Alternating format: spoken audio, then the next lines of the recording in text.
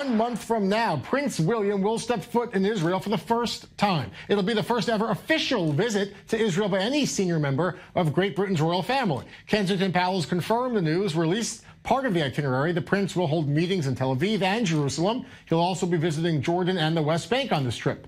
William's father, Prince Charles, was in Israel 2 years ago for the funeral of former Israeli President Shimon Peres, also for Prime Minister Rabin's funeral back in '95. Those, though, were considered private trips.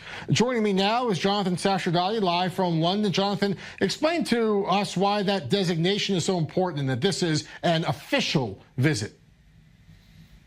So as you said, Prince Charles, the Prince of Wales, has, of course, been to Israel before, as have some other members of the royal family, but they weren't on what they call official visits. Now, when I spoke to Buckingham Palace and Kensington Palace, they were adamant that this isn't the first official visit of a royal. However, it is, to all intents and purposes, the most senior royal ever to make an official visit. Prince Charles, in that instance, was going to attend a funeral, but not necessarily to make an official visit. So there is a distinction between the two, which is symbolic, really, and that shows perhaps that the Foreign Office in Great Britain and the royal family, who really follow the instructions of the government and the Foreign Office, want to show perhaps a strengthened relationship with Israel in this 70th anniversary year of its independence. Jonathan, so if this is an official visit, who will accompany Prince William if he tours the old city of Jerusalem, if he goes to the Christian holy sites as expected? Would he be recognizing Israeli sovereignty if this is an official visit?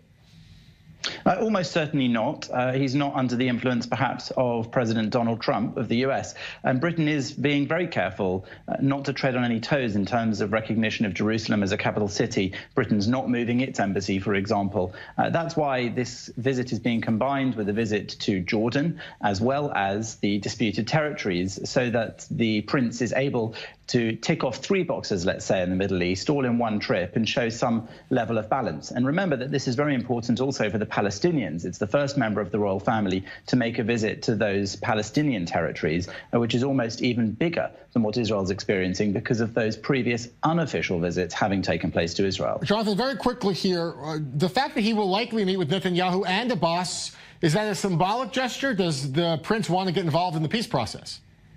Almost certainly not. The royal family doesn't really get involved in politics, specifically not the politics of other countries in that way.